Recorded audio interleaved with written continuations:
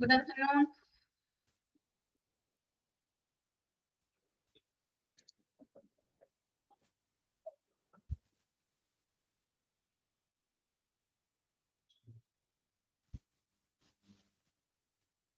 Good afternoon.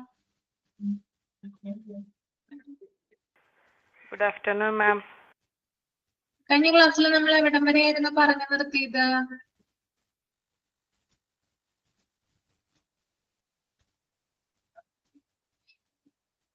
Ventilator related pneumonia rate വരെയാണോ പറഞ്ഞത്? ഓർമ്മയുണ്ടോ ആർക്കെങ്കിലും?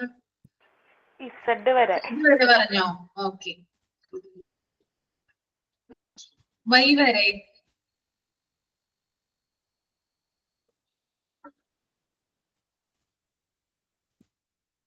Waiting time for out patient consultation അല്ലേ? Z പറഞ്ഞു. Okay okay okay. എല്ലാരും വായിച്ചെന്ന് വിശ്വസിക്കുന്നു. വീട്ടിലൊക്കെ ഇരുന്ന് നന്നായിട്ട് പഠിക്കുന്നുണ്ടെന്ന് കരുതുന്നു കേട്ടോ. അപ്പൊ നെക്സ്റ്റ് കണ്ടിന്യൂ ചെയ്യാണ്. ഇമ്പോർട്ടന്റ് ക്വസ്റ്റ്യൻസ് ഒക്കെ ഞാൻ ചാപ്റ്റർ കഴിയുമ്പോൾ തരാം കേട്ടോ.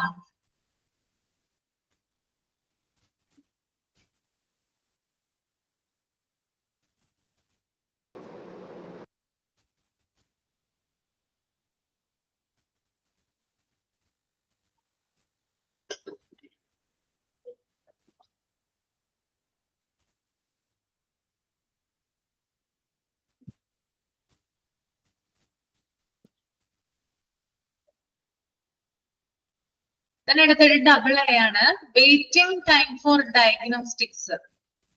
അതായത് പേഷ്യൻസിന്റെ രോഗനിർണയത്തിന് വേണ്ടിയിട്ട് എത്ര ടൈം എടുക്കുന്നുണ്ട്, പേഷ്യൻസിന്റെ ബ്ലഡ് ടെസ്റ്റ് ചെയ്യാനും അതുപോലെ തന്നെ MRI എടുക്കാനും എക്സ്റേ എടുക്കാനൊക്കെ എത്ര സമയം വേണ്ടി വരുന്നതിന്റെ കണക്കാണ് കേട്ടോ വെയിറ്റിംഗ് ടൈം ഫോർ ഡയഗ്നോസ്റ്റിക്സ് എന്ന് പറയുന്നത് കേട്ടോ. ഓക്കെ, മനസ്സിലായെന്ന് വിചാരിക്കുന്നു. പേഷ്യന്റിന്റെ ബ്ലഡ് ടെസ്റ്റുകള്, സ്കാന്, എക്സ്റേ പോലുള്ള കാര്യങ്ങളൊക്കെ നടത്തുന്നതിന് അല്ലെങ്കിൽ അങ്ങനെയുള്ള ഡയഗ്നോസിഷൻ ഒക്കെ നടത്തുന്നതിന് വേണ്ടിയിട്ട് എത്ര സമയമാണ് എടുക്കുന്നത്? Then double B stock out rate of emergency medications. Adrenaline പോലുള്ള എമർജൻസി മെഡിക്കേഷൻസിന്റെ സ്റ്റോക്ക് ഒക്കെ തീർന്നിരിക്കുകയാണെങ്കിൽ അങ്ങനെ എത്ര എത്രമാത്രമാണ് സ്റ്റോക്ക് ഔട്ട് വരുന്നത്? എമർജൻസി മെഡിസിന്റെ ഒക്കെ കാര്യത്തിൽ നമുക്ക് അറിയാം സ്റ്റോക്ക് ഒന്നും തീർന്നു പോകാനായിട്ട് പാടുള്ളത് അല്ലേ? അതായത് എപ്പോഴാണെങ്കിലും അത് ആവശ്യമായിട്ട് വരേണ്ടതാണ് അല്ലെങ്കിൽ അത്യാവശ്യമുള്ള കാര്യമാണ് എമർജൻസി മരുന്നുകൾ എന്ന് പറഞ്ഞാല്. എന്നാൽ ചില ഹോസ്പിറ്റലുകളിൽ ഇതിന്റെ സ്റ്റോക്കുകൾ തീർന്നു പോകാറുണ്ട്. അപ്പൊ അതിന്റെ റേഷ്യോ ആണ് stock out rate of emergency medications എന്ന് പറയുന്നത്. ദെൻ ഡബിൾ സി ആണ് പറയുന്നത് പേഷ്യന്റ് ഫോൾ റേറ്റ്. പേഷ്യൻസ് വീഴുന്ന ഒരു കണക്ക് നോക്കാറുണ്ട്. ചില പേഷ്യൻസ് ഹോസ്പിറ്റലിൽ വന്ന് അഡ്മിറ്റ് ആയതിനു ശേഷം ടോയ്ലറ്റിലൊക്കെ പോകുമ്പോൾ തല ഇടിച്ച് വീഴുകയോ അല്ലെങ്കിൽ തെന്നി വീഴുകയോ അങ്ങനെയുള്ള സാഹചര്യങ്ങളൊക്കെ ഉണ്ടാവാറുണ്ട്. അതിന്റെ റേറ്റ് ആണ് പേഷ്യന്റ് ഫോൾ റേറ്റ് എന്ന് പറയുന്നത് കേട്ടോ. ഓക്കെ, ക്ലിയർ ആവുന്നുണ്ടോ? സ്പീഡൊന്നും കൂടുന്നില്ലല്ലോ? മനസ്സിലാവുന്നുണ്ടോ? ഓക്കെ ആണല്ലോ? Okay.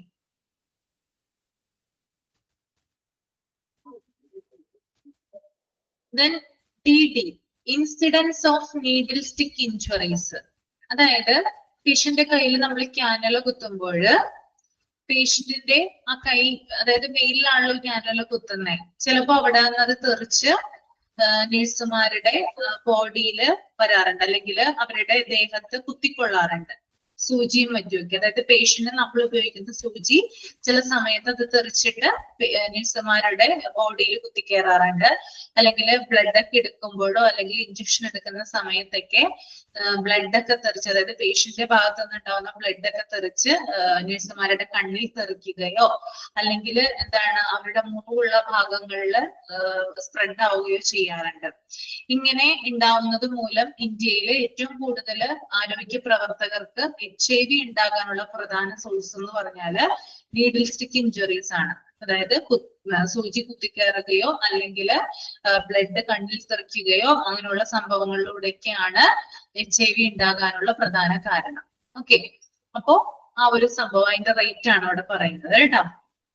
Then double E, suitable handovers during shift change, separately for doctors and nurses. അതുപോലെ തന്നെ suitable ആയിട്ട് ഷിഫ്റ്റ് ചേഞ്ച് ചെയ്യുക.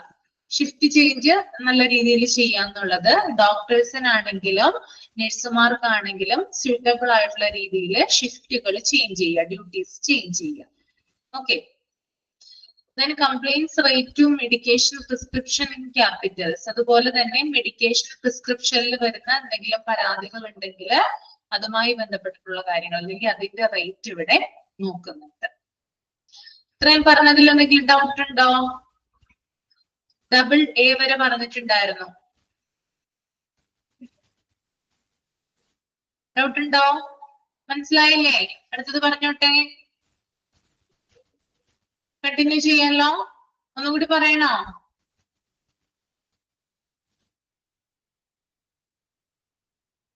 റിപ്ലൈ ഇല്ലല്ലോ. മനസ്സിലായി? ഓക്കെ.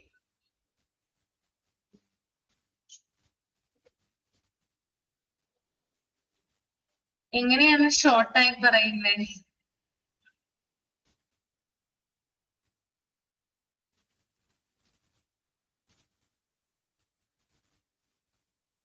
ഫസ്റ്റ് വൺ ഡബിൾ എന്ന് പറയുന്നത് രോഗനിർണയത്തിന് എത്ര സമയം വേണ്ടി വരുന്നുണ്ടെന്നാണ് ആദ്യത്തേത്. രണ്ടാമത്തേത് എമർജൻസി മെഡിക്കേഷൻസിൽ സ്റ്റോക്ക് തീർന്നിട്ടുണ്ടെങ്കിൽ അതിന്റെ പെർസെന്റേജ് നോക്കുന്നുണ്ട്. മൂന്നാമത്തേത് പേഷ്യൻസ് വീഴുന്ന ആ ഒരു റേറ്റ് നോക്കുന്നുണ്ട്. Then incidents of needle stick injuries, needle stick injuries എത്രയധികം അല്ലെങ്കിൽ അങ്ങനെയുള്ള സംഭവങ്ങൾ എത്രത്തോളം റിപ്പോർട്ട് ചെയ്യാറുണ്ട്. ദെൻ ഷിഫ്റ്റ് ചേഞ്ചുമായി ബന്ധപ്പെട്ടിട്ട് എന്തൊക്കെ കാര്യങ്ങളാണ് നമ്മൾ അല്ലെങ്കിൽ സ്യൂട്ടബിൾ ആയിട്ടുള്ള ഷിഫ്റ്റ് ചേഞ്ച് ആണോ അതിന്റെ റേഷ്യോ നോക്കുന്നുണ്ട്. അതുപോലെ തന്നെ മെഡിക്കേഷൻ പ്രിസ്ക്രിപ്ഷനിൽ എന്തെങ്കിലും എന്താ പറയാ കംപ്ലൈന്റുകൾ പരാതികൾ ഉണ്ടെങ്കിൽ അതിന്റെ റേഷ്യോ ഇവിടെ നോക്കി കാണുന്നുണ്ട്. Okay. Then fourth one signage ആണ് bilingual. That includes patient rights and responsibilities.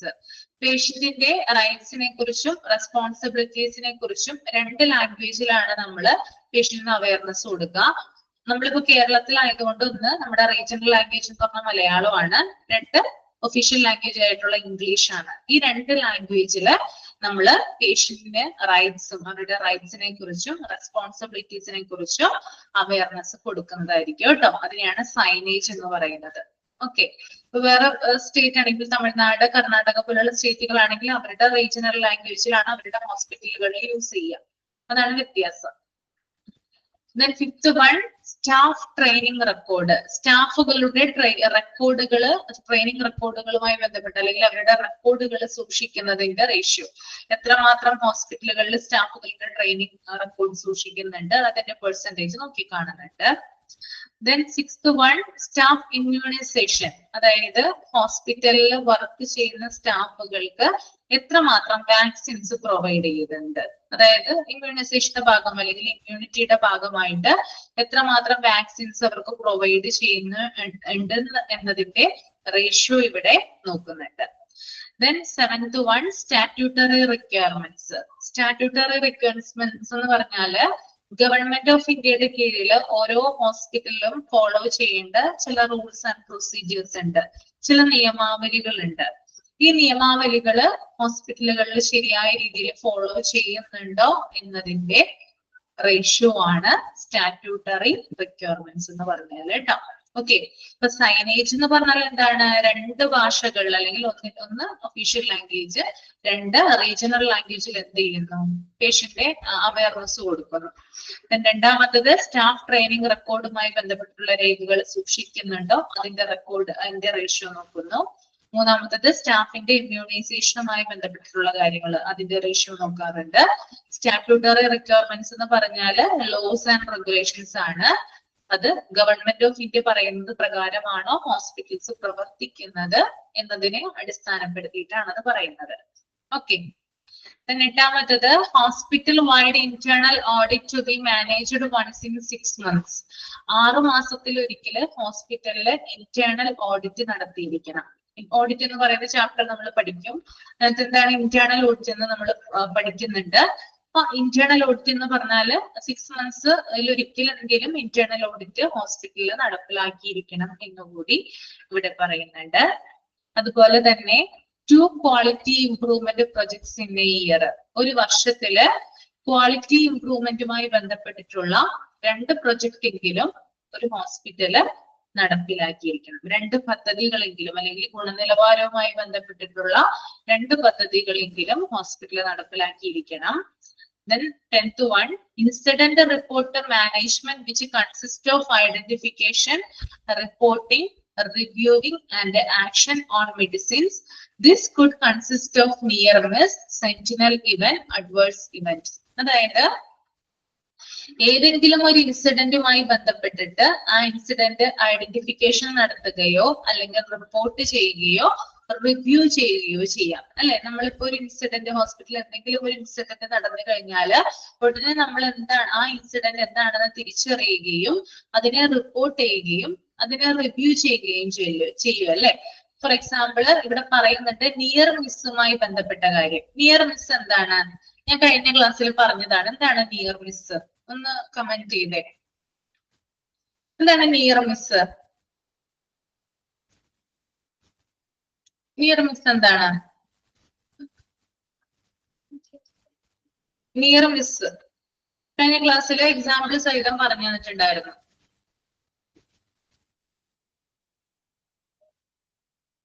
Near miss എന്താണ്? അതായത് പേഷ്യന്റിന്റെ കയ്യിൽ ഒരു കാര്യം ചെല്ലുന്നതിന് മുമ്പായിട്ട് അല്ലെങ്കിൽ മെഡിസിൻ മാറിപ്പോകുന്നതാണ് എക്സാമ്പിൾ പറഞ്ഞ അല്ലെ. പേഷ്യന്റ് കയ്യിൽ നമ്മൾ ഒരു കാര്യം എത്തിക്കുന്നതിന് മുമ്പായിട്ട് അതിനകത്ത് തെറ്റ് നമ്മൾ ഐഡന്റിഫൈ ചെയ്യുന്നതിനെയാണ് എന്ത് പറയാ? നിയർ മിസ് എന്ന് പറയാം. അപ്പൊ നിയർ മിസ്സുമായി ബന്ധപ്പെട്ടിട്ടുള്ള ഇൻസിഡന്റ്.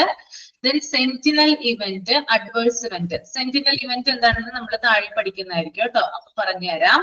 അഡ്വേഴ്സ് ഇവന്റ് എന്ന് പറഞ്ഞാല് മരുന്നുകളുടെ റിയാക്ഷനും മറ്റും അങ്ങനെയുള്ള കാര്യങ്ങളൊക്കെയാണ് അഡ്വേഴ്സ് ഇവന്റ് എന്ന് പറയുന്നത്. അപ്പൊ ഇങ്ങനെയുള്ള കാര്യങ്ങൾ ഹോസ്പിറ്റലിൽ റിപ്പോർട്ട് ചെയ്ത് കഴിഞ്ഞാല് ഉണ്ടായി കഴിഞ്ഞാൽ ഉടനെ തന്നെ അത് ഐഡന്റിഫൈ ചെയ്യുക, അത് റിപ്പോർട്ട് ചെയ്യുക, അതിന് റിവ്യൂ കൊടുക്കുക, അങ്ങനെയുള്ള കാര്യങ്ങളൊക്കെ നമ്മൾ ചെയ്യുന്നുണ്ട് ഹോസ്പിറ്റലുകളിൽ. അപ്പൊ അതിന്റെ റേഷ്യോ നോക്കുന്നുണ്ട്. ഓക്കെ, ക്ലിയർ ആയത് കരുതുന്നു കേട്ടോ.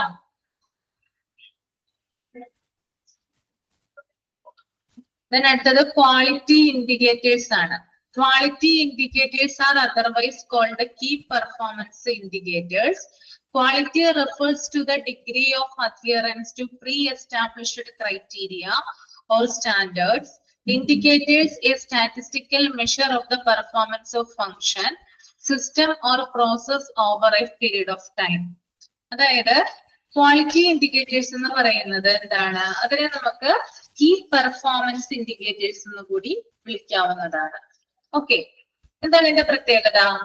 അതായത് ഗുണനിലവാരം എന്നത് മുൻകൂട്ടി നിശ്ചയിക്കപ്പെട്ടിട്ടുള്ള മാനദണ്ഡങ്ങളോ മാനദണ്ഡങ്ങൾ പാലിക്കുന്ന അളവിനെയോ സൂചിപ്പിക്കുന്നു. ക്വാളിറ്റി ഇൻഡിക്കേറ്റേഴ്സ് എന്ന് പറയുന്നത് ഒരു ക്രൈറ്റീരിയ ആണ്. ഓക്കെ, ആ ക്രൈറ്റീരിയ മുൻപേ തന്നെ എന്താണ്? നിശ്ചയിക്കപ്പെട്ടിട്ടുള്ളതാണ്. ഓക്കെ, അപ്പോ എന്താ പറയാ, ഇവിടെ പ്രത്യേകിച്ച് പറയുന്നുണ്ട് ഒരു ക്രൈറ്റീരിയ അല്ലെങ്കിൽ ഒരു സെറ്റ് ഓഫ് ക്രൈറ്റീരിയസിനെയാണ് ക്വാളിറ്റി ഇൻഡിക്കേറ്റേഴ്സ് എന്ന് പറയുന്നത്. ഓക്കെ, ഒരു ഹോസ്പിറ്റലിൽ നമ്മൾ ഒരു കാര്യം നടപ്പാക്കുന്നതിന് ക്വാളിറ്റി ഇൻഡിക്കേറ്റേഴ്സ് അത്യാവശ്യമാണ് അല്ലെ. അല്ലെങ്കിൽ ചില സ്റ്റാൻഡേർഡുകൾ ഉണ്ട്. നമ്മൾ കുറെ കാര്യങ്ങൾ നമ്മൾ പറഞ്ഞ സ്റ്റാൻഡേർഡുകളാണ്. ഓക്കെ, ആ സ്റ്റാൻഡേർഡ് തന്നെ എന്താണ്? ക്വാളിറ്റിയെ സൂചിപ്പിക്കുന്ന ഒന്നാണ്. Okay, that is KPI, key performance indicators. Quality തന്നെ നിങ്ങൾ ഓർത്തു വെച്ചാൽ മതി കേട്ടോ. അടുത്ത നോക്കിയ നിങ്ങള് quality indicators for KPD different hospital departments. അതായത് ക്വാളിറ്റി ഇൻഡിക്കേറ്റേഴ്സ് എന്താണ്? പല ഹോസ്പിറ്റൽ ഡിപ്പാർട്ട്മെന്റ്സിലും നടപ്പിലാക്കുന്നുണ്ട്. ഇത് KPD എന്ന് ഇവിടെ കൊടുത്തിട്ടുണ്ട്. KPIയും KPDയും തമ്മിൽ വ്യത്യാസമുണ്ട്. ഞാൻ സിമ്പിൾ ആയിട്ട് അതിന്റെ ഡിഫറൻസ് പറഞ്ഞുതരാം. കീ പെർഫോമൻസ് ഇൻഡിക്കേറ്റേഴ്സ് എന്ന് പറഞ്ഞാല് KPI, അതായത് ഒരു പെർഫോമൻസ് അല്ലെങ്കിൽ നമുക്ക് എന്തെങ്കിലും ലക്ഷ്യം ഉണ്ടെങ്കിൽ അതിനെയാണ് കീ പെർഫോമൻസ് ഇൻഡിക്കേറ്റേഴ്സ് എന്ന് പറയുന്നത്.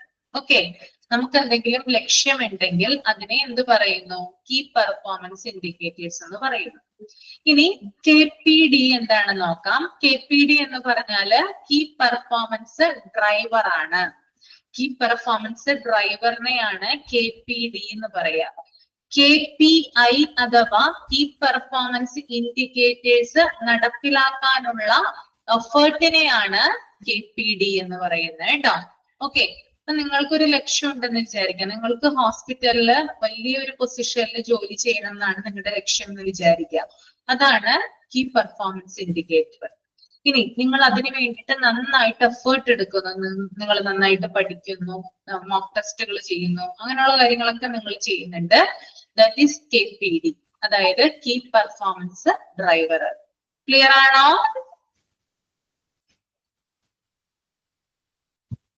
രണ്ടും തമ്മിലുള്ള വ്യത്യാസം മനസ്സിലായോ? ഓക്കെ,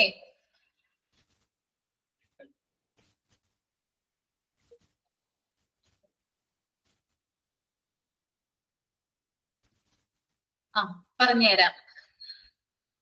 KPI എന്ന് പറഞ്ഞാൽ എയിം ആണ്. നിങ്ങൾ രണ്ട് KPI എന്ന് എഴുതാം, അതിന്റെ നേരെ KPD എന്ന് എഴുതാം. എന്നിട്ട് KPI വിശദമായിട്ട് ഒന്ന് എഴുതണ്ട, ജസ്റ്റ് ഒന്ന് ഷോർട്ട് കട്ടിൽ എഴുതിയാൽ മതി. KPI എന്ന് പറഞ്ഞ എയിം, KPI എയിം ആണ്, കീ പെർഫോമൻസ് ഇൻഡിക്കേറ്റർ എയിം ആണ്.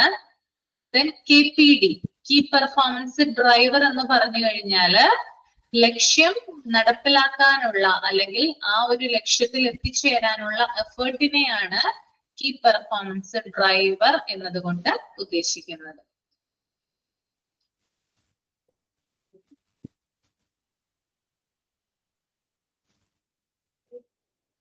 എഴുതിയോ?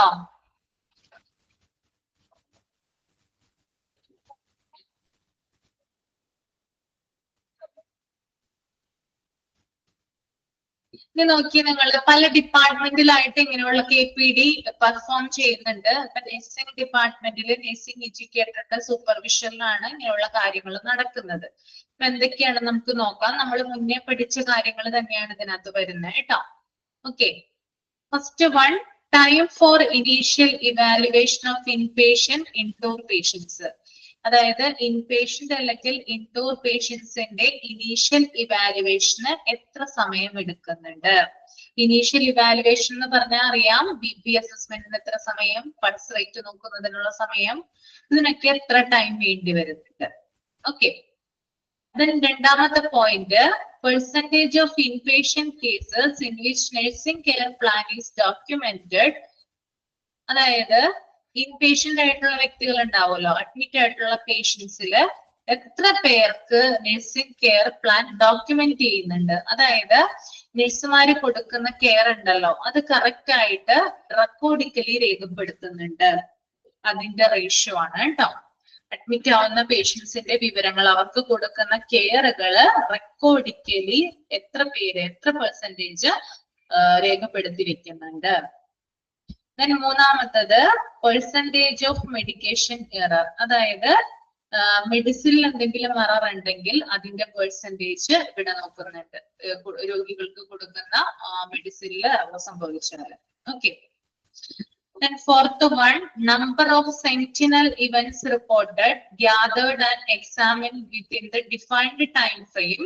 A sentinel event is defined as any unanticipated event in a healthcare setting that result in death or serious physical or psychological injury to a patient or patients not connected with the natural course of the patient illness.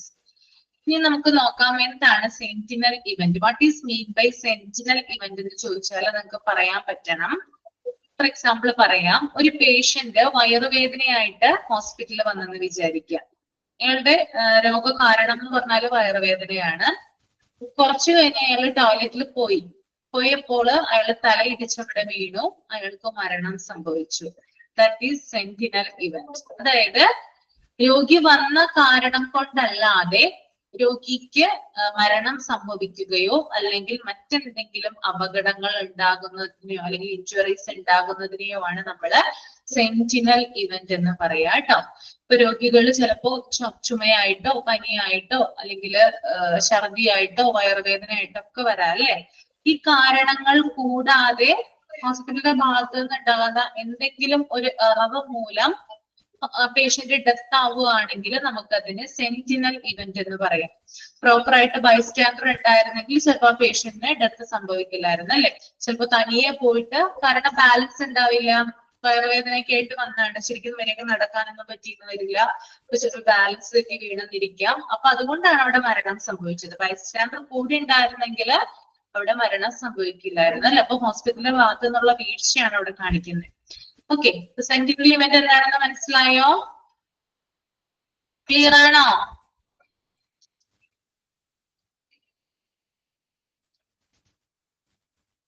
Then fifth one, percentage of near misses. Near miss might have happened but not happened. നമ്മളെ Fathima last പറഞ്ഞുതരാം കേട്ടോ. Doubt ഉള്ളത് last ചോദിച്ചാൽ മതി. ഒരു 10 minute ഞാൻ തരാം, അപ്പൊ പറഞ്ഞുതരാം. ഓക്കെ, ഇനി നിയർ മിസ് എന്താണെന്ന് നമുക്കറിയാം. എന്താണ്? പേഷ്യന്റ് കയ്യില് ഒരു കറക്റ്റ് ആയിട്ടുള്ള ഒരു സംഭവം എത്തുന്നതിന് മുമ്പ് അത് തെറ്റാണെന്ന് നമ്മൾ ഐഡന്റിഫൈ ചെയ്യുന്നതിനെയാണ് നിയർ മിസ് എന്ന് പറയാം. ഓക്കെ, അപ്പൊ അതിന്റെ പെർസെന്റേജ് നോക്കുന്നുണ്ട് അല്ലെ. ഫാർമസിയിലെ മരുന്ന് നമ്മൾ മേടിക്കാനായിട്ട് ചെല്ലുമ്പോൾ മരുന്ന് നമ്മുടെ അടുത്ത് കൊണ്ട് തരുമ്പോ തന്നെ ഐഡന്റിഫൈ ചെയ്യാണ് തെറ്റായിട്ടുള്ള മരുന്നാണെന്ന്. ഓക്കെ, അപ്പൊ ആ ഒരു കാര്യം നമ്മൾ എന്താ പറയാ ഐഡന്റിഫൈ ചെയ്യുന്നതിനെ നിയർ മിസ് എന്ന് പറയുന്നു. ഓക്കെ, അപ്പൊ അതിന്റെ percentage. Then sixth one, proper handovers during shift change applicable to doctors, nurses per patient per shift. അതുപോലെ തന്നെ ഡോക്ടർമാരുടെയും നഴ്സുമാരുടെയും ഷിഫ്റ്റ് ചേഞ്ചുകളുടെ റേഷ്യോ നോക്കാറുണ്ട്. ഷിഫ്റ്റ് ചേഞ്ചുകൾ സ്യൂട്ടബിൾ ആയിട്ടാണ് നടക്കുന്നത്, പ്രോപ്പർ ആയിട്ട് അത് ഹാൻഡ് ഓവർ ചെയ്യുന്നുണ്ടോ, അങ്ങനെയുള്ള കാര്യങ്ങളൊക്കെ ഇവിടെ നോക്കുന്നുണ്ട്. Then seventh one, incidence of patient identification errors. അതുപോലെ തന്നെ പേഷ്യന്റിനെ തമ്മിൽ മാറിപ്പോകുന്ന സാഹചര്യങ്ങൾ ഉണ്ടാവാറുണ്ട് അല്ലെ. അതായത് പേഷ്യന്റ് തമ്മിൽ ആൾ മാറി പോവാന്നൊക്കെ പറയില്ലേ, ആള് മാറിപ്പോവാന്നൊക്കെ പറയില്ലേ. എന്താ പറയാ, കറക്റ്റ് ആയിട്ട് മരുന്നുകൾ കൊടുത്തത് പേഷ്യന്റ് തമ്മിൽ മാറിപ്പോവുക, അങ്ങനെയുള്ള സംഭവങ്ങളൊക്കെ ഉണ്ടാവാറുണ്ട്. അപ്പൊ അതിന്റെ റേറ്റ് ഇവിടെ നോക്കി കാണുന്നുണ്ട്. Then eighth one, adherence to hand hygiene practice. നമ്മുടെ ഹാൻഡ് ഹൈജീനുമായി ബന്ധപ്പെട്ടിട്ടുള്ള പെർസെന്റേജ്. ഓക്കെ, കൈ കഴുകുന്നതുമായി ബന്ധപ്പെട്ടുള്ള കാര്യങ്ങള്. Then ninth one, nurse patient ratio for ICUs and ward. Okay, അതായത് ICUയിലും വാർഡിലും നഴ്സിന്റെയും പേഷ്യന്റിന്റെയും റേഷ്യോ അനുപാതം എത്രയാണെന്ന് നോക്കിക്കാണുന്നുണ്ട്.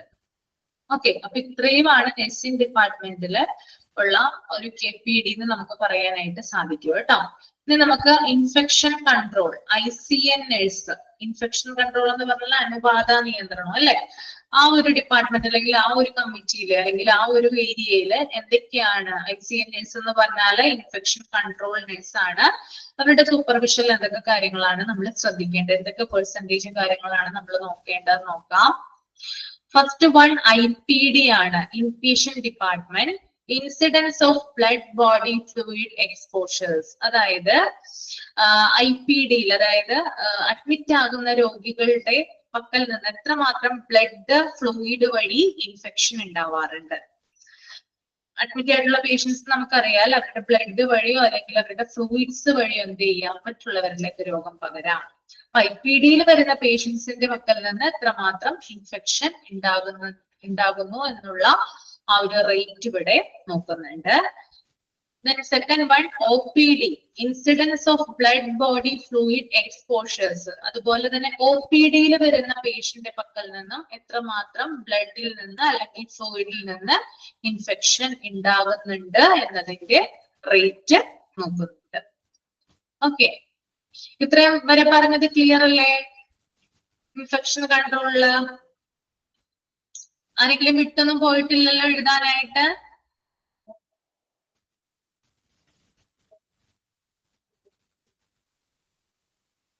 Then IPD incidence needle stick injuries. Needle stick injuries ഞാൻ പറഞ്ഞു കാനുവലൊക്കെ കുത്തുമ്പോൾ സൂചിയൊക്കെ എന്ത് ചെയ്യാം മിസ്സിന്റെ കയ്യിൽ കുത്തിക്കേറാ അല്ലെ, അല്ലെങ്കിൽ ബ്ലഡ് ഒക്കെ കണ്ണിൽ തെറിഞ്ഞ അതുവഴി HIV വരാന്ന് ഞാൻ പറഞ്ഞു. അപ്പോ ഇവിടെ ഇൻഫെക്ഷൻ കൺട്രോളിൽ എന്താണ് പറയുന്നത്, അതായത് IPD-യിൽ നിന്ന് എത്രമാത്രം നീഡിൽ സ്റ്റിക്ക് ഇഞ്ചുറീസ് ഉണ്ടാകുന്നുണ്ട്, അതുപോലെ തന്നെ OPD-യിൽ നിന്നും എത്രമാത്രം നീഡിൽ സ്റ്റിക്ക് ഇഞ്ചുറീസ് ഉണ്ടാകുന്നു എന്നതിന്റെ റേറ്റ് ഇവിടെ നോക്കുന്നുണ്ട്. മറ്റതിന്റെ തന്നെ കണ്ടിന്യൂഷൻ ആണ് ഇവിടെ വരുന്നത്, അതുകൊണ്ടാണ് അധികം എക്സ്പ്ലനേഷൻ തരാത്തെ. Fifth one, incidence of falls, രോഗികൾ വീഴുന്നതിന്റെ നിരക്ക് ഇവിടെ നോക്കുന്നുണ്ട്. Sixth one, incidence of hospital associated ulcers after admission, beds or per 1000 patient days. 1000 രോഗികളുടെ എണ്ണം എടുത്തു കഴിഞ്ഞാല് അതിനകത്ത് എത്ര പേർക്ക് ബെഡ് സോർ വരുന്നുണ്ട്, അതായത് ബെഡിൽ കിടന്നിട്ട് ദീർഘകാലം ബെഡിൽ കിടന്നിട്ട് ടിഷ്യൂസിനും മസിൽസിനും ഒക്കെ എത്രമാത്രം പേഷ്യൻസിന് ഡാമേജ് ഇവിടെ സംഭവിച്ചിട്ടുണ്ട്, അവരുടെ ടിഷ്യൂസിന് ഡാമേജ് സംഭവിച്ചിട്ടുണ്ടോ, സ്കിന്നിന് ഡാമേജ് സംഭവിച്ചിട്ടുണ്ടോ എന്നതിന്റെ rate. Seventh one, catheter associated urinary tract infection rate. കഴിഞ്ഞ ക്ലാസ്സിൽ പറഞ്ഞു കത്തീറ്റർ അസോസിയേറ്റഡ് ആയിട്ടുള്ള യൂറിനറി ഇൻഫെക്ഷൻ ഉണ്ടാവാറുണ്ട് അല്ലെ, അതായത് ആ ഒരു യൂറിൻ ബാഗ് വഴി യൂറിൻ ട്യൂബ് വഴി രോഗിക്ക് ഇൻഫെക്ഷൻ വരാനുള്ള സാധ്യത കൂടുതലാണ്. അപ്പൊ അതിന്റെ റേറ്റ് ഇവിടെ നോക്കുന്നുണ്ട്. Eighth one, ventilator associated pneumonia rate. വെന്റിലേറ്ററിൽ പേഷ്യന്റിനെ കിടത്തുമ്പോൾ ദീർഘകാലം വെന്റിലേറ്ററിൽ കിടത്തുന്ന പേഷ്യൻസ് ആണെങ്കിൽ അത് ഉപയോഗിക്കുന്നത് മൂലം കഫ് അടിഞ്ഞു കൂടുകയും ന്യൂമോണിയ ഉണ്ടാവാനുള്ള ചാൻസ് കൂടുതലാകുകയും ചെയ്യുന്നുണ്ട്. Central line associated bloodstream infection rate, അതായത് നമ്മൾ സെൻട്രൽ ലൈൻ ആയിട്ടുള്ള ബ്ലഡ് സ്ട്രീം ഇൻഫെക്ഷൻ റേറ്റ് എത്രയാണെന്ന് നമ്മൾ നോക്കുന്നുണ്ട്, അല്ലെങ്കിൽ ഇതിന്റെ റേറ്റ് നോക്കുന്നുണ്ട്. Tenth one, surgical site infection rate, അതായത് സർജറിക്ക് ശേഷം പഴുപ്പോ അല്ലെങ്കിൽ തുന്നലിന്റെ സ്റ്റിച്ച് എന്തെങ്കിലും വിട്ടിട്ടുണ്ടോ, അല്ലെങ്കിൽ അത് മൂലം പഴുപ്പുണ്ടായത് മൂലം ഇൻഫെക്ഷൻ ഉണ്ടാവാനുള്ള സാധ്യതയുണ്ടോ, അതിന്റെ റേറ്റും കൂടി ഇവിടെ നോക്കി കാണുന്നുണ്ട്. ഓക്കെ, ക്ലിയർ ആയെന്ന് കരുതുന്നു കേട്ടോ. ജസ്റ്റ് ഇതൊന്ന് ഒരു മിനിറ്റ് ഒന്ന് വായിച്ചു നോക്കുക. ICU എമർജൻസിയിൽ നഴ്സിംഗ് എഡ്യൂക്കേറ്റർ ചെയ്യേണ്ട കാര്യങ്ങൾ എന്തൊക്കെയാണെന്ന് കേട്ടോ.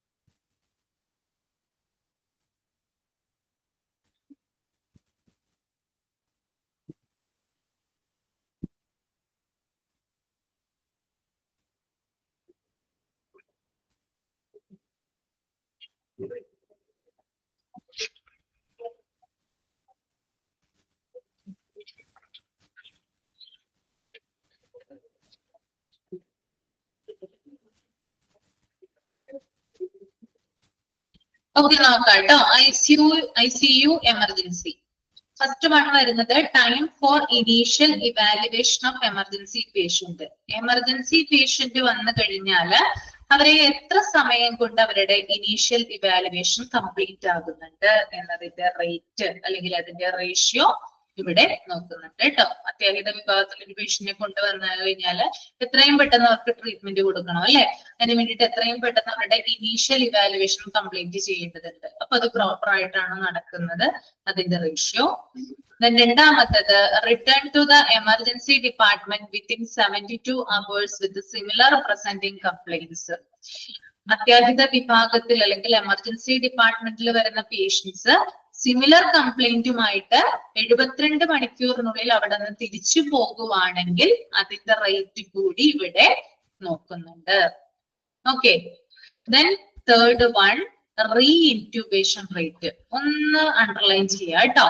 Re-intubation was defined as intubation after extubation of a patient who had been initially tracheal intubated under general anesthesia or combined general and regional anesthesia.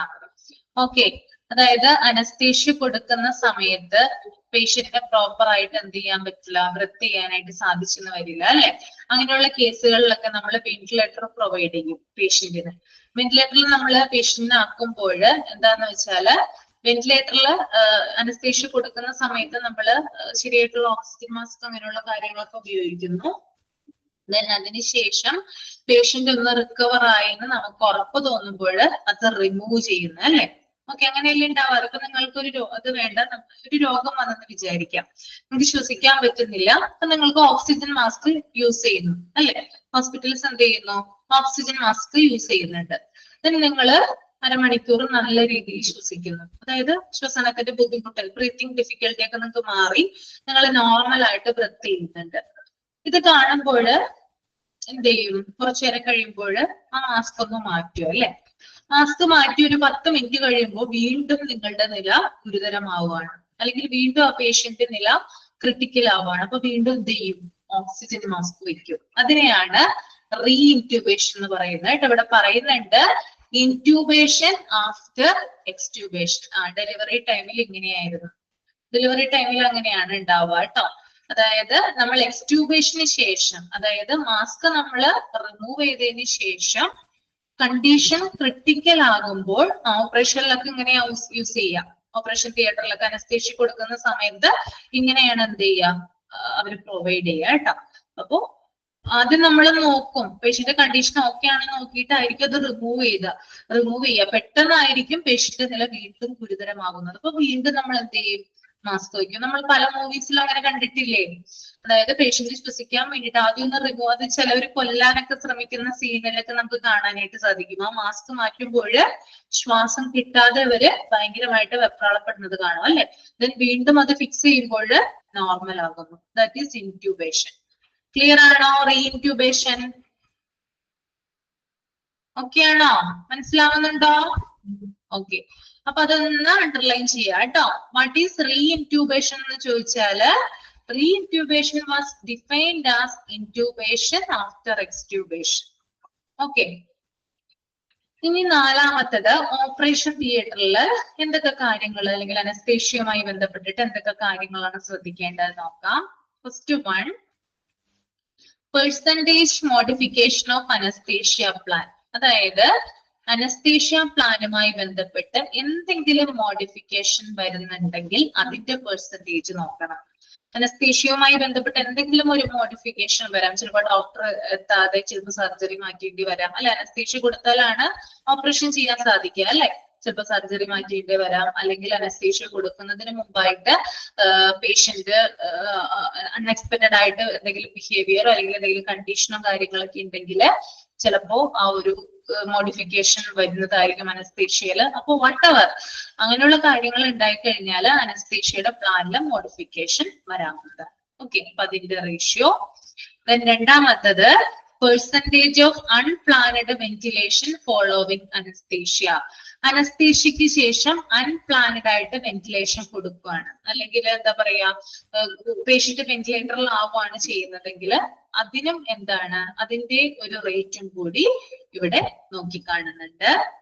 Then മൂന്നാമത്തത്, percentage of unfavourable anaesthesia events. അതായത് unfavourable ആയിട്ട്, അല്ലെങ്കിൽ നമുക്ക് എന്താ പറയാ ശാശ്വതമല്ലാത്ത, അല്ലെങ്കിൽ എന്താ പറയാ നമുക്ക് ഒട്ടും തന്നെ ഫേവറബിൾ അല്ലാത്ത കണ്ടീഷനുകളിൽ പേഷ്യൻസ് ആവാറുണ്ട് അനസ്തേഷ്യ കൊടുക്കുന്നത് മൂലം. അങ്ങനെയുള്ള സംഭവങ്ങൾ ഉണ്ടാവാറുണ്ട്. അതിന്റെ റേഷ്യോ നോക്കുന്നുണ്ട്. ഒരു മൂവി ഉണ്ട്, മെർസൽ എന്ന് പറയുന്ന മൂവിയാണ്, വിജയുടെ മൂവിയാണ്. അദ്ദേഹത്തിന്റെ ഭാര്യയായിട്ട്, വൈഫായിട്ട് അവതരിപ്പിക്കുന്ന ഒരു ക്യാരക്ടർ ഉണ്ട് അതിനകത്ത്.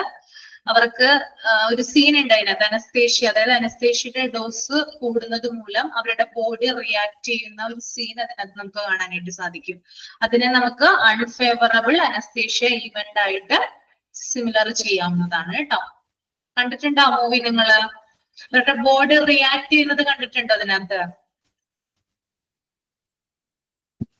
ഉണ്ട്. That is unfavourable anaesthesia events കേട്ടോ. Okay, then anaesthesia related mortality rate. Anaesthesia കൊടുക്കുന്നത് മൂലം അല്ലെങ്കിൽ കൊടുത്തത് മൂലം അനസ്തേഷ്യ കൊടുക്കുന്നത് മൂലം മോർട്ടാലിറ്റി, അതായത് മരണനിരക്ക് ഉണ്ടാകുന്നത്, എത്ര പേര് അനസ്തേഷ്യ കൊടുത്തത് മൂലം മരണപ്പെട്ടിട്ടുണ്ട് എന്നതിന്റെ റേറ്റ് നോക്കുന്നുണ്ട് അല്ലെ. നമ്മുടെ ഇപ്പൊ 2 വർഷം മുമ്പാണെന്ന് തോന്നുന്നു ആലപ്പുഴ ഹോസ്പിറ്റലില് ഒരു യുവതി മരിക്കുകയുണ്ടായി. അനസ്തേഷ്യയുടെ ഡോസേജ് കൂടിയത് മൂലമാണ് മരിച്ചത്. കുഞ്ഞു മരിക്കുകയുണ്ടായി, 2 പേരും മരിച്ചു. അതായത് കറക്റ്റ് ആയിട്ടുള്ള ലെവലില് നമ്മുടെ വെയിറ്റിന് നമ്മുടെ കണ്ടീഷനൊക്കെ അനുസരിച്ചിട്ടാണ് അനസ്തേഷ്യയുടെ ഡോസേജ് നമുക്ക് തരുന്നത്. അത് കറക്റ്റ് ആയിട്ട് നമ്മൾ കൊടുത്തില്ലെങ്കിൽ ആൾക്ക് ഡെത്ത് സംഭവിക്കുന്നതാണ്. അപ്പൊ അതിന്റെ mortality rate. Okay, then 5th one, percentage of unplanned return to OT. Operation തിയേറ്ററിൽ കൊണ്ടുപോകുന്ന പേഷ്യൻസ് അൺപ്ലാനഡ് ആയിട്ട് എത്ര പേര് തിരിച്ചു വരുന്നുണ്ട്, ഓപ്പറേഷൻ ചെയ്യാൻ സാധിക്കാതെ എത്ര പേര് തിരിച്ച് വാർഡിലേക്ക് കൊണ്ടുവരുന്നുണ്ട് എന്നതിന്റെ റേറ്റ് ഇവിടെ നോക്കി കാണുന്നുണ്ട്. Okay, then 6th one, percentage of rescheduling of surgeries. എന്താണ് റീഷെഡ്യൂളിംഗ് ഓഫ് സർജറീസ്? അതായത് സർജറികൾ റീഷെഡ്യൂൾ ചെയ്യുക. ഇന്ന് തീരുമാനിച്ച സർജറി ആയിരിക്കാം, ചിലപ്പോ ഇന്നത് നടത്താൻ പറ്റാതെ നാളേക്ക് ചിലപ്പോ അത് റീഷെഡ്യൂൾ ചെയ്യാം, അല്ലെങ്കിൽ നെക്സ്റ്റ് വീക്കിലോട്ട് റീഷെഡ്യൂൾ ചെയ്യാം. അങ്ങനെയുള്ള ഇൻസിഡൻസ് ഒക്കെ ഹോസ്പിറ്റലിൽ ധാരാളം ഉണ്ടാവാറുണ്ട്. അപ്പൊ അതിന്റെ റേറ്റ് ഇവിടെ നോക്കുന്നുണ്ട്. Then 7th one, percentage of cases where the organization's procedure to avert hostile events like wrong site, wrong patient and wrong surgery have been adhered to. അതായത് ചില കേസുകളിൽ നേരത്തെ പറഞ്ഞാണ് തോന്നുന്നു, ഓപ്പറേഷൻ നമ്മൾ കൊണ്ടുപോകുമ്പോൾ ഓപ്പറേഷൻ ചെയ്യുന്ന റൂട്ട് മാറിപ്പോവുക, അതുപോലെ തന്നെ പേഷ്യന്റ് ഓപ്പറേഷൻ ചെയ്യാൻ കൊണ്ടുപോകുന്ന പേഷ്യന്റിനെ തമ്മിൽ മാറിപ്പോവുക, ദെൻ തെറ്റായിട്ടുള്ള പാർട്ടിൽ സർജറി ചെയ്യുക, അങ്ങനെയുള്ള കാര്യങ്ങളൊക്കെ ഉണ്ടാവാറുണ്ട്. ഓക്കെ, അപ്പോ അതിന്റെ റേറ്റും കൂടി ഇവിടെ നോക്കുന്നുണ്ട് കേട്ടോ. റോങ് സൈഡ് തെറ്റായിട്ടുള്ള ഏരിയ, റോങ് പേഷ്യന്റ് മാറിപ്പോവുക, റോങ് സർജറി തെറ്റായ പാർട്ട്, ബോഡി പാർട്ട് കേട്ടോ. ഓക്കെ, ഇത്രയും കാര്യം ക്ലിയർ ആണോ? എന്തെങ്കിലും മനസ്സിലാവാത്തുണ്ടോ ഇതിനകത്ത്?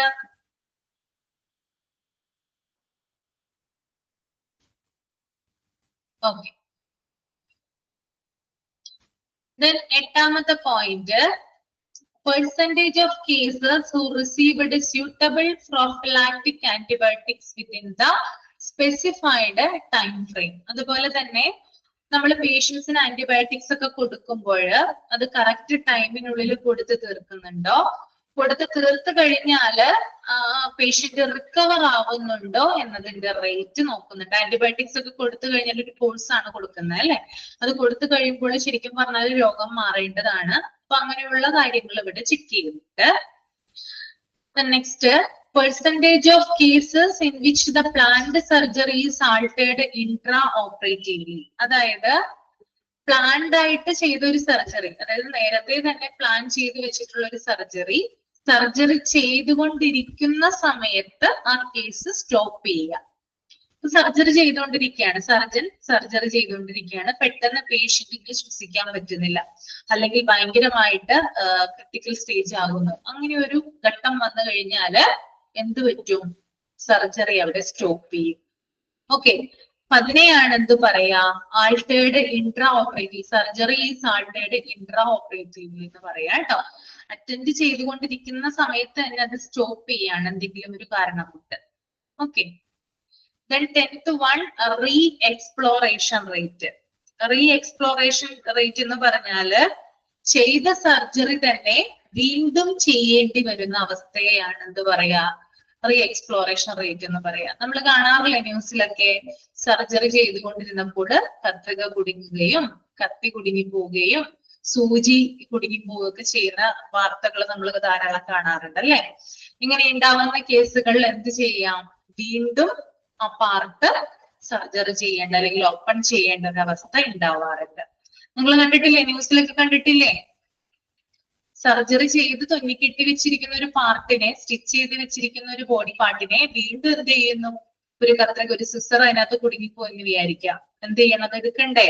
എടുക്കാനായിട്ട് വീണ്ടും എന്ത് ചെയ്യുന്നു? ആ പാർട്ട് ഓപ്പൺ ചെയ്യുന്നു. That is re exploration rate. അപ്പൊ ഇങ്ങനെ ഹോസ്പിറ്റൽസിൽ ഇങ്ങനെയുള്ള എററുകൾ സംഭവിക്കാറുണ്ടോ? അങ്ങനെയാണെങ്കിൽ അതിന്റെ മെഡിക്കൽ കോളേജ് കാലിക്കറ്റ് അല്ലെ? ഓക്കെ. അപ്പൊ ഹോസ്പിറ്റലുകളിൽ ഇടയ്ക്കൊക്കെ ഇങ്ങനെയുള്ള സംഭവങ്ങൾ ഉണ്ടാവാറുണ്ട്. ഓക്കെ. അപ്പോ അതിന്റെ റേറ്റ് എത്രയാണെന്ന് നോക്കുന്നുണ്ട്. Then 11th one OT utilization rate ആണ് കേട്ടോ. OT utilization rate എന്ന് പറഞ്ഞാല് OT അതായത് ഓപ്പറേഷൻ തിയേറ്റർ എത്രമാത്രം ഉപയോഗിക്കുന്നുണ്ട്, എത്രമാത്രം ആളുകളെ അവിടെ സർജറി ചെയ്യുന്നുണ്ട്, ഒരു ദിവസം എത്രമാത്രം ഓപ്പറേഷൻസ് അവിടെ കണ്ടക്ട് ചെയ്യുന്നുണ്ട് എന്നതിന്റെ റേറ്റിനെയാണ് OT യൂട്ടിലൈസേഷൻ റേറ്റ് എന്ന് പറയുന്നത്. ക്ലിയർ ആയെന്ന് കരുതുന്നു കേട്ടോ. ഇനി അടുത്തത് നിങ്ങളൊന്ന് ജസ്റ്റ് ഒന്ന് വായിക്കാം. Lab radiology departments quality representative.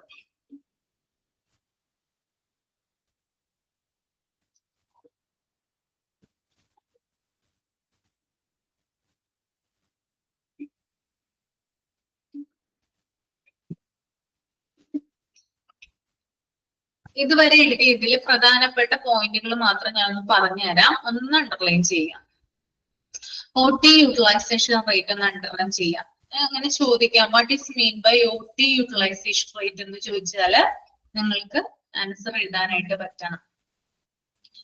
OT utilisation rate, പിന്നെ 10th വണ്ണിലുള്ള റീ എക്സ്പ്ലോറേഷൻ റേറ്റ്,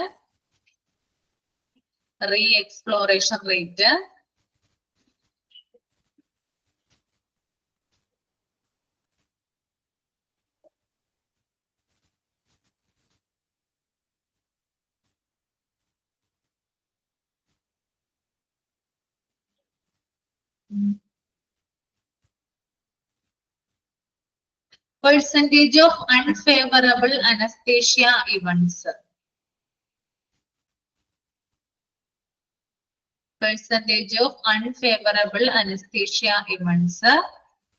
Then അതിനകത്ത് തന്നെ 9th one, percentage of cases in which the planned surgery is altered intraoperatively. 9th point എഴുതാം കേട്ടോ. percentage of cases ഒന്ന് underline ചെയ്യാം. Then re-intubation. What is mean by re-intubation എന്ന് ചോദിച്ചാല് intubation after extubation ആണ്. Okay. 3, 9, 10.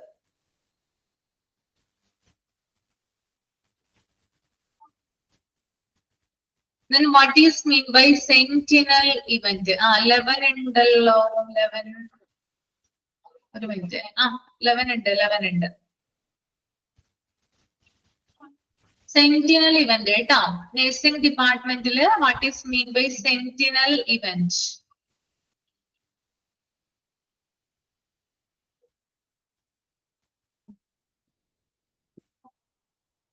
പിന്നെ അതുപോലെ തന്നെ ഇന്റേണൽ ഓഡിറ്റ് എത്ര മാസം കൂടുമ്പോഴാണ് നടക്കുന്നത് എന്നുള്ളൊരു ക്വസ്റ്റ്യൻ വേണമെങ്കിൽ ചോദിക്കാം. 6 മാസത്തിൽ ഒരിക്കലാണ് ഇന്റേണൽ ഓഡിറ്റ് നടത്തുന്നത്. ഞാനാണ് നിങ്ങൾക്ക് ഓഡിറ്റ് എടുക്കുന്നത്. അതുകൊണ്ട് തന്നെ അതനുസരിച്ച് നമുക്ക് ഡീറ്റെയിൽ ആയിട്ട് ഓഡിറ്റ് എന്താണെന്ന് പറയാം. അതുപോലെ തന്നെ എത്ര ക്വാളിറ്റി ഇംപ്രൂവ്മെന്റ് പ്രൊജക്ട്സ് ആണ് ഹോസ്പിറ്റലിൽ ഇംപ്ലിമെന്റ് ചെയ്യുക? എത്ര പ്രൊജക്റ്റ് ആണ് ഉണ്ടാവുക വർഷത്തില് ക്വാളിറ്റി ഇംപ്രൂവ്മെന്റുമായി ബന്ധപ്പെട്ട്? കമന്റ് ചെയ്ത വേഗം. 2. അപ്പൊ അതിന്റെ എണ്ണം ചോദിക്കാം. What is mean by signage? Signage എന്താണെന്ന് ചോദിക്കുക കേട്ടോ. ബൈലിംഗ്വൽ ആണ് സൈനേജ്.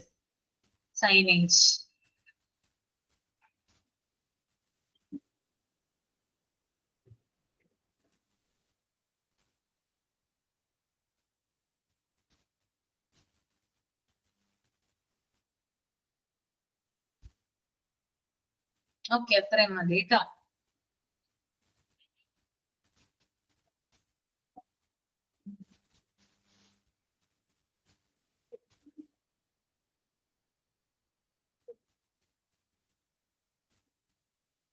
പിന്നെ അടുത്തത് ലാബ് റേഡിയോളജി ഡിപ്പാർട്ട്മെന്റിൽ എന്തൊക്കെ കാര്യങ്ങളാണ് ശ്രദ്ധിക്കേണ്ടത് നോക്കാം. First one, number of reporting errors 1000 investigation. 1000 റിപ്പോർട്ടുകൾ എടുത്ത് നോക്കുകയാണെങ്കിൽ അതിനകത്ത് എത്ര റിപ്പോർട്ടുകളിൽ എറർ വന്നിട്ടുണ്ട്, എത്ര എണ്ണമാണ് തെറ്റായിട്ടുള്ള റിപ്പോർട്ടുകൾ, അതിന്റെ റേഷ്യോ നോക്കുന്നുണ്ട്. രണ്ടാമത്തത് റേറ്റ് ഓഫ് റീഡോസ് എന്ന് പറഞ്ഞാല് ഒരു ടെസ്റ്റ് തന്നെ വീണ്ടും ചെയ്യേണ്ടി വരിക, അല്ലെങ്കിൽ ഒരു സ്കാൻ തന്നെ വീണ്ടും ചെയ്യേണ്ടി വരിക. എക്സ്റേ ഒക്കെ എടുത്തു കഴിഞ്ഞാല് വീണ്ടും നമ്മൾ എടുക്കേണ്ടി വരിക, അങ്ങനെയുള്ള ഒരു അവസ്ഥയൊക്കെ ഉണ്ടാവാറില്ലേ? അപ്പൊ നമ്മൾ എക്സ്റേ ഒക്കെ എടുക്കാനൊക്കെ പോകുമ്പോൾ നമ്മുടെ പോസ്റ്റർ ശരിയല്ലെങ്കിൽ ചിലപ്പോ എക്സ്റേയിൽ ചിലപ്പോൾ ശരിയായിട്ട് പതിഞ്ഞെന്ന് വരില്ല. അപ്പൊ നമ്മൾ എന്ത് ചെയ്യേണ്ടി വരും? വീണ്ടും അത് എടുക്കേണ്ടി വരും. അതുപോലെ തന്നെ ബ്ലഡ് ഒക്കെ എടുക്കുന്ന സമയത്ത് കറക്റ്റ് ആയിട്ടുള്ള ക്വാണ്ടിറ്റിയിൽ അത് കിട്ടിയില്ലെങ്കിൽ വീണ്ടും നമ്മളുടെ സൂചി കയറ്റുന്നതായിരിക്കും അല്ലെ? അപ്പൊ ഇങ്ങനെയുള്ള കാര്യങ്ങളെയൊക്കെയാണ് നമ്മൾ എന്ത് പറയാ? റേറ്റ് ഓഫ് റീഡോസ് എന്ന് പറയുക കേട്ടോ. അതായത് വീണ്ടും ഓരോ കാര്യങ്ങൾ റിപ്പീറ്റ് ചെയ്യുന്നതിനെയാണ് റേറ്റ് ഓഫ് റീഡോസ് എന്ന് പറയുക കേട്ടോ. ഫസ്റ്റ് പോയിന്റ് എന്ന് പറഞ്ഞാല് 1000 റിപ്പോർട്ടുകൾ എടുത്തു നോക്കുവാണെങ്കിൽ അതിനകത്ത് എത്ര റിപ്പോർട്ടുകളിൽ തെറ്റുകൾ വന്നിട്ടുണ്ട്, മിസ്റ്റേക്കുകൾ വന്നിട്ടുണ്ട് എന്നതാണ് ഫസ്റ്റ് വൺ പറയുന്നത് കേട്ടോ. മൂന്നാമത്തെ point, percentage of laboratory reports correlating with clinical diagnosis. അതായത് ഡോക്ടർമാരുടെ രോഗനിർണയവുമായി ബന്ധപ്പെട്ടിട്ട് അവരുടേതായിട്ടുള്ള കൺക്ലൂഷനും കാര്യങ്ങളൊക്കെ കൊടുത്തിട്ടുണ്ടാവും അല്ലെ?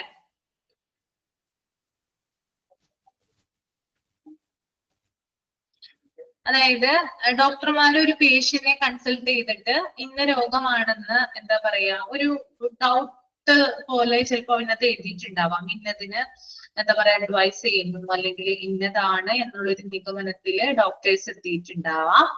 അപ്പോ അവരുടെ ക്ലിനിക്കൽ ഡയഗ്നോസിസുമായി ബന്ധപ്പെട്ട് ലബോറട്ടറി റിപ്പോർട്ടുകൾ കോർഡിനേറ്റ് ചെയ്യുന്നുണ്ടോ അല്ലെങ്കിൽ കോറിലേറ്റ് ചെയ്യുന്നുണ്ടോ? ഇവര് പറയുന്ന കാര്യങ്ങൾ തന്നെയാണോ ലാബ് റിപ്പോർട്ടുകൾ ഉള്ളത് എന്നതിനെ കുറിച്ചിട്ടുള്ള ഒരു എന്താ പറയാ പെർസെന്റേജ് നോക്കുന്നതാണ് ഇത് കേട്ടോ. ഓക്കെ, ഡോക്ടേഴ്സ് പറയുന്ന കാര്യങ്ങൾ തന്നെയാണോ ലാബിന്റെ റിസൾട്ടിൽ വന്നിട്ടുള്ളത് എന്നത് നോക്കുന്ന ഒരു പ്രോസസ്സ്. ഓക്കെ, നാലാമത്തെ point, percentage of adherence to safety precautions by employees working in diagnosis. അതുപോലെ തന്നെ ലാബിന്റെ ഒക്കെ ഏരിയയിൽ ലബോറട്ടറികളിലൊക്കെ പേഷ്യൻസിന്റെ കയ്യിൽ നിന്ന് നമ്മൾ ബ്ലഡ് കളക്ട് ചെയ്യുമ്പോൾ അവിടെയുള്ള സ്റ്റാഫുകൾ കറക്റ്റ് ആയിട്ട് സേഫ്റ്റി പ്രിക്കോഷൻസ് എടുത്തിരിക്കണം അല്ലെ? അതായത് കറക്റ്റ് ആയിട്ട് മാസ്ക് ധരിച്ചിരിക്കണം, ഐ ഷീൽഡ് ധരിച്ചിരിക്കണം. ലാബിനുള്ളിലൊക്കെ ഉള്ളവരാണെങ്കിൽ ഐ ഷീൽഡ് ധരിച്ചിരിക്കണം, ഗ്ലൗസ് ധരിച്ചിരിക്കണം, പിന്നെ അവർക്കൊരു കോട്ട് ഉണ്ട്, അതൊക്കെ ഇട്ടിരിക്കണം എന്നൊക്കെ ഉണ്ട് അല്ലെ? അപ്പോ ഇങ്ങനെയുള്ള സേഫ്റ്റി പ്രിക്കോഷൻസ് എത്രമാത്രം ഹോസ്പിറ്റലുകൾ എടുക്കുന്നുണ്ട് എന്നതിന്റെ ഉള്ള ഒരു പെർസെന്റേജ് ഇവിടെ നോക്കുന്നുണ്ട്. ഓക്കെ, ക്ലിയർ അല്ലേ? ഇത്രയും പറഞ്ഞതിൽ എന്തെങ്കിലും ഡൗട്ട് ഉണ്ടാവോ?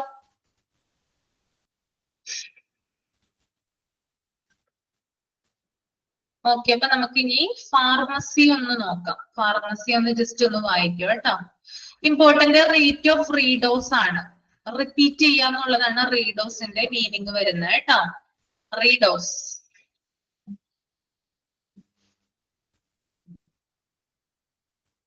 നമുക്ക് ഇനി അടുത്തത് ഫാർമസി നോക്കാം. ഒന്ന് ജസ്റ്റ് നിങ്ങളൊന്ന് വായിച്ചു നോക്കാം.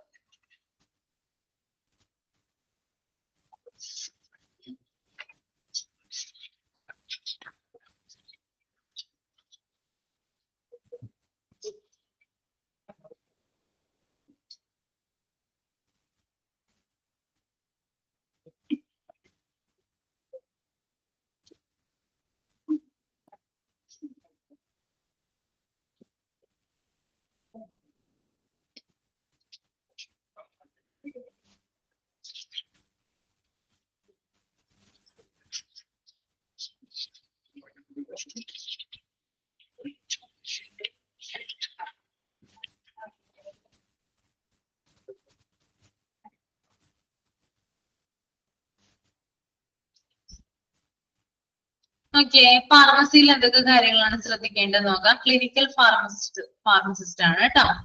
ഫസ്റ്റ് വൺ പ്രിസ്ക്രിപ്ഷൻ എറർ ആണ്. ഡോക്ടർ തരുന്ന പ്രിസ്ക്രിപ്ഷനിൽ എന്തെങ്കിലും എറർ ഉണ്ടെങ്കിൽ അതിന്റെ പെർസെന്റേജ് എത്രയാണെന്ന് നോക്കുന്നുണ്ട്. എത്രമാത്രം ഡോക്ടേഴ്സ് സൂക്ഷിച്ച്, അല്ലെങ്കിൽ അവരുടെ ഹാൻഡ് റൈറ്റിംഗിൽ എന്തെങ്കിലും പിശകുകളോ അല്ലെങ്കിൽ ഫാർമസിസ്റ്റിന് വായിച്ചാൽ മനസ്സിലാകുന്ന രീതിയിലല്ലാതെ വിധം എഴുതുന്ന ഡോക്ടേഴ്സ് ഒക്കെ ഇല്ലേ? അപ്പൊ അതിന്റെ പെർസെന്റേജ് ഒക്കെ ഇതിനകത്ത് വരുന്നതാണ്. രണ്ടാമത്തത് ഡിസ്പെൻസിങ് എറർ ആണ്. അതായത് ഡിസ്പെൻസിങ് എറർ എന്ന് പറയുമ്പോൾ നമ്മൾ പ്രൊവൈഡ് ചെയ്യുന്ന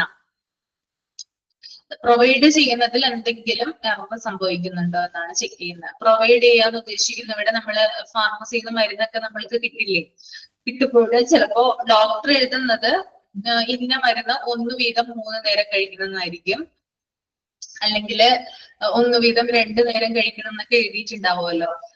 ഇത് പക്ഷേ ഫാർമസിസ്റ്റിന് മനസ്സിലാവാതെ അവര് തെറ്റായിട്ട് 1 വീതം 3 നേരം കഴിക്കേണ്ട മരുന്നാണെങ്കിൽ ചിലപ്പോ 1 വീതം 2 നേരം എന്നൊക്കെ എഴുതി തരാം. ഓക്കെ, ഇനി രാത്രി കഴിക്കേണ്ട മരുന്നുകളൊക്കെ ആണെങ്കിൽ ചിലപ്പോ രാവിലെയാണ് കഴിക്കേണ്ടതെന്ന് എഴുതി തരാം. അങ്ങനെയുള്ള എററൊക്കെ ഉണ്ടാവാറില്ലേ? നിങ്ങൾ ശ്രദ്ധിച്ചിട്ടുണ്ടാവും ചിലപ്പോൾ പ്രിസ്ക്രിപ്ഷനിൽ ഡോക്ടേഴ്സിന്റെ 3 നേരം കഴിക്കേണ്ട മരുന്നുകളൊക്കെ ആണെങ്കിൽ 111 എന്ന് എഴുതും, 2 നേരം ആണെങ്കിൽ 101 എന്ന് എഴുതും, ഇനി 1 നേരം ആണെങ്കിൽ 100 എന്നായിരിക്കും എഴുതുക. ശ്രദ്ധിച്ചിട്ടുണ്ടോ? കിട്ടുമ്പോ ഒന്ന് ശ്രദ്ധിക്കാം കേട്ടോ, എങ്ങനെയാണ് അവർ എഴുതിയിരിക്കുന്നതെന്ന്. ഓക്കെ, അപ്പോ ഡിസ്പെൻസിങ് എറർ എന്ന് പറഞ്ഞാൽ ഇത്ര ഉള്ളു ചുരുക്കം. നമ്മൾ കൊടുക്കുമ്പോൾ, അതായത് once in a daily, twice in a daily എന്നൊക്കെ നമ്മൾ മരുന്നുകൾ കൊടുക്കുന്ന രീതിയിൽ തെറ്റ് പറ്റാം, ഫാർമസിസ്റ്റ് തെറ്റ് പറ്റാം. ചില കേസുകളിലൊക്കെ ഉറക്ക ഗുളികകളൊക്കെ നമ്മൾ സ്ലീപ്പിംഗ് പിൽസ് ഒക്കെ കൊടുക്കുമ്പോൾ രാത്രി ആയിരിക്കും, ചിലപ്പോൾ ഡോക്ടർ പറഞ്ഞിട്ടുണ്ടായിരിക്കാം ഈ ഗുളിക രാത്രി മാത്രമാണ് കഴിക്കേണ്ടതെന്ന്. പക്ഷെ ഫാർമസിസ്റ്റിന് അതിനെ മനസ്സിലാക്കാൻ സാധിക്കാതെ അവരെന്ത് ചെയ്യുന്നുണ്ട്, രാവിലെയും വൈകുന്നേരം ഒക്കെ ഇത് കഴിക്കാനായിട്ട് ചിലപ്പോൾ എഴുതി കൊടുക്കും. ഇത് കഴിക്കുന്ന രോഗികൾ എന്ന് പറഞ്ഞാൽ അവര് ഉറക്കമായിരിക്കും അല്ലെ, രാവിലെ കഴിക്കും മരുന്ന്. അപ്പൊ നിങ്ങളൊന്ന് ആലോചിച്ച് നോക്കിയേ, ഫുൾ ടൈം ഉറക്കമായിരിക്കും. അപ്പോഴായിരിക്കും രോഗിക്ക് സംശയം തോന്നുക, ആ ഞാൻ ഈ മരുന്ന് രാവിലെ കഴിച്ചിട്ടുണ്ടായിരുന്നു, ഡോക്ടർ എന്നോട് പറഞ്ഞത് രാത്രി കഴിക്കാനാണ്, പക്ഷെ അവരെനിക്ക്, ഫാർമസിസ്റ്റ് എനിക്ക് എഴുതി തന്നത് 2 നേരം കഴിക്കാനാണ്. അങ്ങനെയാണ് നമ്മൾ എറർ ഐഡന്റിഫൈ ചെയ്യുക. Okay, that is dispensing error. Then മൂന്നാമത്തെ point, percentage of incidence of hostile drug reaction ADR per 100 discharge that include LAMA, DAMA, abscond and deaths. ADR എന്ന് പറഞ്ഞാൽ അതിന്റെ ഫുൾ ഫോം എന്ന് എഴുതിക്കോളൂ കേട്ടോ. Adverse drug reaction. Adverse ADVERSC. Adverse drug reaction.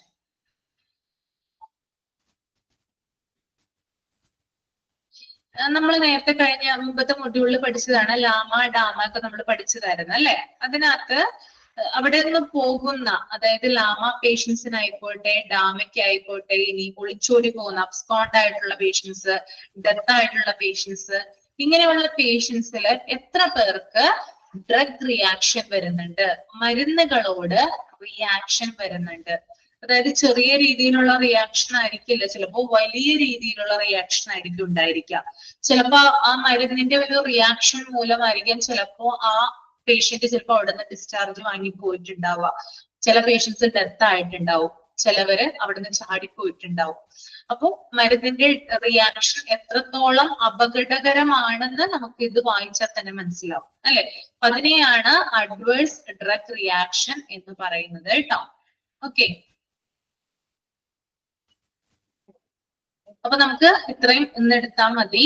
ഇനി doubt എന്തെങ്കിലും ഉണ്ടെങ്കിൽ നിങ്ങൾക്ക് ചോദിക്കാവുന്നതാണ് കേട്ടോ. മൈക്ക് ഓൺ ചെയ്യാം.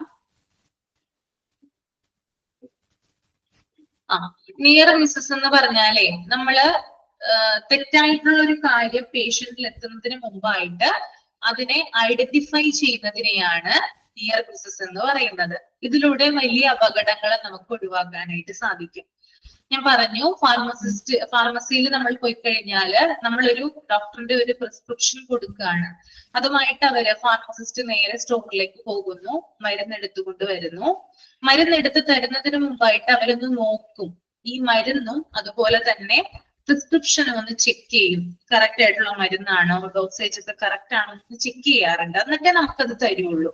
ഇങ്ങനെ നമ്മളുടെ കൈകളിൽ അത് തരുന്നതിന് മുമ്പായിട്ട് അവര് ഐഡന്റിഫൈ ചെയ്യാണ് മരുന്നിൽ പിശക് പറ്റിയിട്ടുണ്ട്. ഒന്നില്ലെങ്കിൽ മരുന്ന് മാറിപ്പോയിട്ടുണ്ടാവാം, അല്ലെങ്കിൽ ഡോസേജ് എഴുതിയിരിക്കുന്നത് മാറിപ്പോയിട്ടുണ്ടാവാം. അങ്ങനെ അവര് പറയാണ്, 1 സെക്കൻഡ് ഒന്ന് വെയിറ്റ് ചെയ്യൂ എന്ന് പറഞ്ഞ് ശരിയായിട്ടുള്ള മരുന്ന് അവര് എടുത്തുകൊണ്ടുവരുന്നു. ദാറ്റ് ഈസ് നിയർ മിസ്സസ് കേട്ടോ. അതായത് തെറ്റായിട്ടുള്ള കാര്യം പേഷ്യന്റിൽ എത്തുന്നതിന് മുമ്പായിട്ട് അതിനെ ഐഡന്റിഫൈ ചെയ്യുന്നു. സെന്റിനൽ ഇവന്റ് എന്ന് പറഞ്ഞാല് പേഷ്യന്റ് വയറുവേദനയോ നെഞ്ചുവേദനയോ മൂലമായിരിക്കാം ഹോസ്പിറ്റലിൽ അഡ്മിറ്റ് ആവുന്നത്. എന്നാൽ ഇതേ കാരണം കൊണ്ടല്ലാതെ പേഷ്യന്റിന് മരണം സംഭവിക്കുന്നതിനെയാണ് അല്ലെങ്കിൽ എന്തെങ്കിലും പരിക്കുകൾ പറ്റുന്നതിനെയാണ് സെന്റിനൽ ഇവന്റ് എന്ന് പറയാം. ഫോർ എക്സാമ്പിൾ, വയറുവേദനയായിട്ട് ഒരു പേഷ്യന്റ് അഡ്മിറ്റ് ആയിട്ട് കഴിഞ്ഞാല് ആ പേഷ്യന്റ് ടോയ്ലറ്റിൽ പോകുമ്പോൾ അവിടെ തെന്നി വീണ് തലയിടിച്ച് ആ പേഷ്യന്റ് ഡെത്ത് ആവുകയാണ്. വയറുവേദന മൂലം ചെന്ന പേഷ്യന്റ് തലയിടിച്ച് അല്ലെങ്കിൽ ഹെമറേജ് പറ്റിയിട്ട് പേഷ്യന്റ് മരിക്കുകയാണെങ്കിൽ നിങ്ങളൊന്ന് ആലോചിച്ച് നോക്കിയേ, പരസ്പര വിരുദ്ധമല്ലേ? നിസ്സാരമായിട്ടുള്ള ഒരു രോഗത്തിന് ചെന്ന പേഷ്യന്റ് അവിടെയുള്ള ഒരു ഇൻസിഡന്റ് മൂലം മരിക്കുന്നു. That is sentinel event. ഹോസ്പിറ്റലിലെ ഭാഗത്ത് നിന്ന് ഉണ്ടാകുന്ന ഒരു എന്താ പറയുന്നതായിട്ട് നമുക്ക് വേണമെങ്കിൽ അതിനെ പറയാം. 5ൽ 4 അല്ലെ?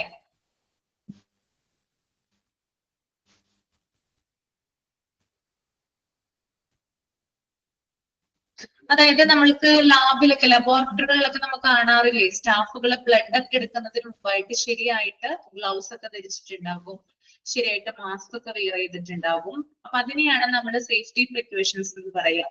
അപ്പൊ എത്രമാത്രം സ്റ്റാഫുകൾ എംപ്ലോയീസ് സേഫ്റ്റി പ്രിക്കോഷൻസ് എടുക്കുന്നുണ്ട് ലബോറട്ടറികളിൽ, അതിന്റെ പെർസെന്റേജ് ആണ് അവിടെ നോക്കുന്നത് കേട്ടോ. ക്ലിയർ ആണോ? KPD എന്ന് പറഞ്ഞാല് കീ പെർഫോമൻസ് ഡ്രൈവർ ആണ്. KPI എന്ന് പറഞ്ഞാല് കീ പെർഫോമൻസ് ഇൻഡിക്കേറ്റർ ആണ്. KPI ഒരു ലക്ഷ്യമാണെങ്കിൽ KPD ലക്ഷ്യത്തിലെത്താനുള്ള എഫേർട്ട് ആണ്. നമ്മളിപ്പോ ഡിസ്കസ് ചെയ്തുകൊണ്ടിരിക്കുന്നത് KPD ആണ് കേട്ടോ. ഓക്കെ, 5ൽ 3.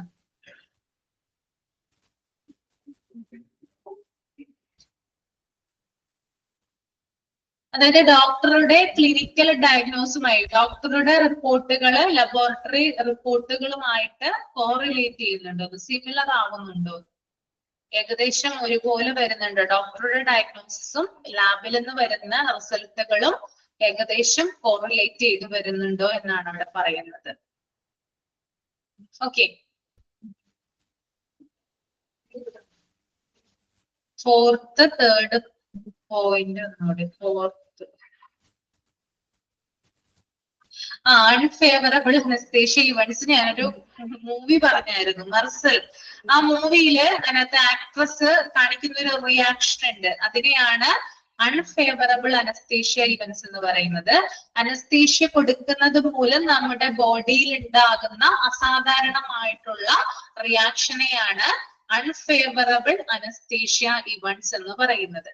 തെറ്റായിട്ടുള്ള ഡോസേജിൽ അനസ്തേഷ്യ കൊടുത്തതായിരിക്കാം, അല്ലെങ്കിൽ എന്താ പറയാ, ആ ഒരു മൂവിയിൽ കാണിക്കുന്നുണ്ടല്ലോ, അതായത് ആ പേഷ്യന്റിനോട് അനസ്തേഷ്യയുടെ ആവശ്യമില്ല, പക്ഷെ അത് കൊടുത്തു. അപ്പൊ എന്ത് ചെയ്യാം? ബോഡി ഓപ്പോസിറ്റ് ആയിട്ട് റിയാക്ട് ചെയ്യാം. അപ്പൊ അങ്ങനെയുള്ള ഇവന്റ്സിനെയാണ് നമ്മൾ അൺഫേവറബിൾ അനസ്തേഷ്യ ഇവന്റ്സ് എന്ന് പറയുന്നത് കേട്ടോ.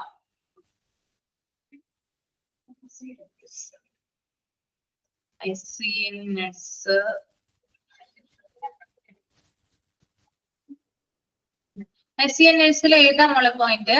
ഏത് പോയിന്റാ പറയണ്ടേ? ICU.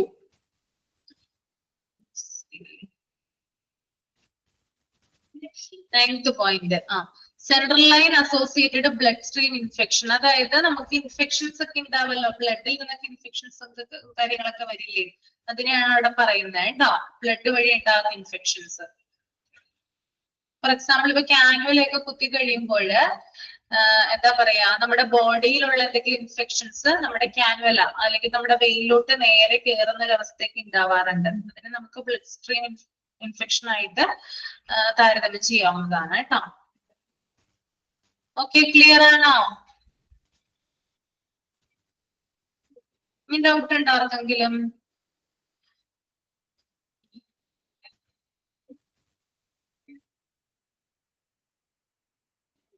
എല്ലാവർക്കും ക്ലിയർ ആയി? സംശയമൊന്നുമില്ല? ഒന്ന് തമ്പ് ചെയ്തേ, സംശയം ഇല്ലെങ്കിൽ, ഡൗട്ട് ഒന്നും ഇല്ലെങ്കിൽ ഒന്ന് തമ്പ് ചെയ്യാം.